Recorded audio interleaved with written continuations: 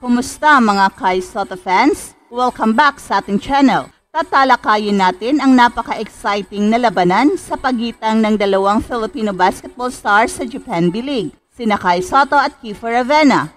Ang Koshigaya Alphas ay muling haharap sa Yokohama B Corsairs at dito makikita natin ang inaabangang revanche ni Kai Soto laban kay Kiefer Ravena.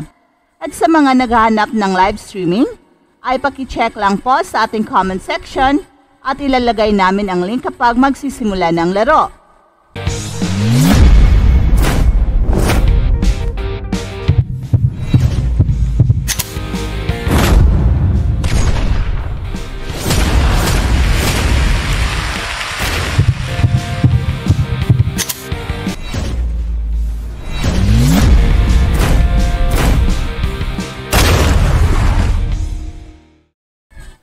Inaasahan natin ang performance ni Kai. Sa nakarang laro kontra Yokohama B Corsairs, naglaro si Kai ng 12 minutes 58 seconds kung saan nakapagtala siya ng 7 points, 4 rebounds, 1 assist, 1 block at 1 steal.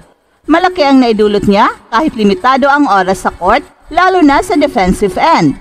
At kitang-kita kung paano ginamit ni Kai ang kanyang taas at kanyang haba para protektahan ang rim na nagpapahirap sa opensa ng Yokohama. Bagamat hindi explosive ang kanyang scoring sa game na ito, ang efficiency niya ay standout pa rin. Siya ay gumawa ng 60% shooting mula sa field, 3 of 5, na nagpapakita ng kanyang maayos na shot selection. Alam niya kung kailan na-atake at mag-aabang ng magandang tira. Ang mga ganitong klase ng performances ni Kai ang dahilan kung bakit siya mahalaga sa depensa at sa opensa ng Koshigaya Alphas. Mahalaga rin nating abangan kung fully healed na ba ang ankle sprain ni Kai. Sa nakaraang laro, halata ang maingat na paggamit sa kanya ni Coach Anzai, lalo na sa unang laban nila kontra Yokohama B Corsairs, ang dating team ni Kai.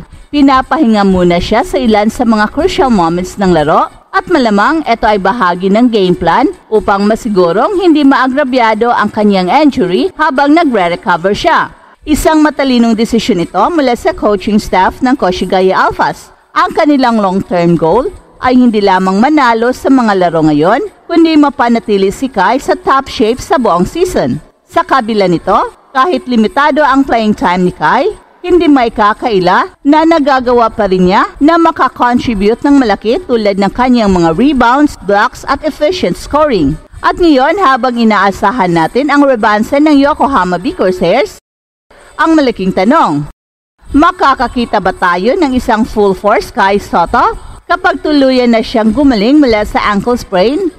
Mas malaki ang tsansa niyang makapaglaro ng mas maraming minuto at mag-deliver ng mas dominanting performance, tulad ng inaasam natin na 20 points at 10 rebounds game.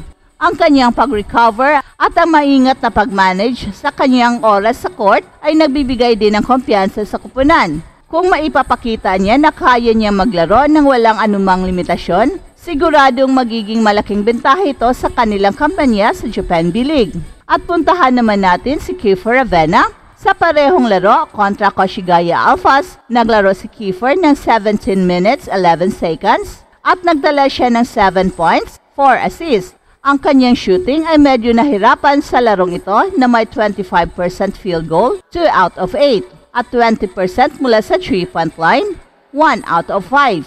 Pero kahit hindi siya gaano nakakonvert ng puntos, ang leadership at playmaking niya sa court ay hindi matatawaran. Bilang court general, si Kiefer ay nagsisilbing utak ng depensa ng Yokohama. Sa kanyang 4 assists, makikita kung paano siya nag-assist sa kanyang mga kakampi para makahanap ng mga magagandang tira. Ang kanyang pagiging agresibo sa opensa ay nagbigay ng espasyo sa iba pang mga players ng Yokohama upang makakontribute. Isa pa, perfect si Kiefer sa free throw, 2 out of 2, na nagpapakita ng kanyang composure sa ilalim ng pressure. Sa labanang ito, makikita natin ang dalawang magkaibang playing styles na nagbabanggaan. Si Kai ay nakafocus sa kanyang papel bilang rim protector at inside scorer, habang si Kiefer Ravena naman ay court general na siyang nagbibigay daan sa kanyang mga kakampi na makahanap ng kanilang groove. Mahalaga ring banggitin kung paano magkaiba ang kanilang mga roles sa kani-kanilang teams. Si Kai bilang isang big man ay pangunahing tagapagtanggol at scorer sa loob ng paint. Ang kanyang rebounding at shot blocking ay mahalagang aspeto sa laro ng Koshigaya. At kahit na ang kanyang scoring ay hindi pa consistent sa double digits sa lahat ng laro, ang efficiency niya ay naroon pa rin. Samantala si Kiefer Avena naman ay isang leader na hindi lang umaasa sa sariling opensa. Ang kanyang husay sa pagbuo ng plays at pagbibigay ng tamang pasa ay nagpapakita ng pagiging mature niya bilang isang point guard. Alam niyang ang basketball ay laro ng team, kaya't kahit siya mismo ay hindi makagawa ng maraming puntos, nagiging catalyst pa rin siya para sa performance ng Yokohama. Ang labang ito ay hindi lang simpleng pagharap ng dalawang Pinoy players.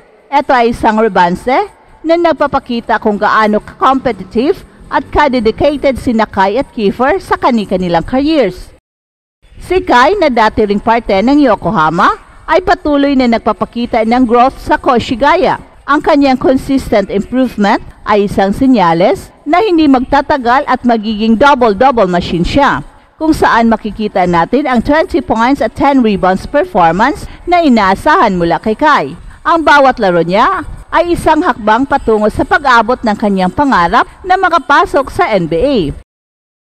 Si Kiefer naman, bagamat mas matagal na sa Japan B-League, ay nagpapakita ng resilience at adaptability. Ang kanyang pagiging playmaker ay hindi lang para sa personal niyang stats, kundi para sa ikabubuti ng kanyang kupunan. Sa kanyang pagbalik sa B1 mula sa B2 Championship, malinaw na ang goal niya ay tulungan ang Yokohama na makapasok sa mas mataas na level ng competition.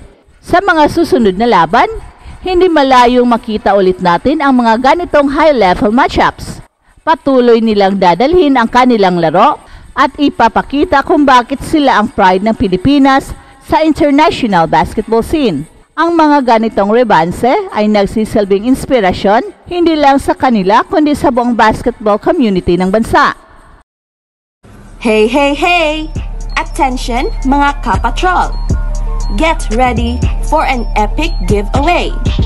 Once Express Info hits 150k subscribers, one lucky winner will win the incredible Oppo Reno 11F 5G smartphone.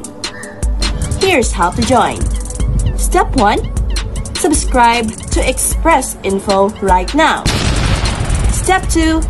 Like this video. Then step 3. Comment anything good and positive about our idol Kai Sotto. Super easy. Just subscribe, like, and comment.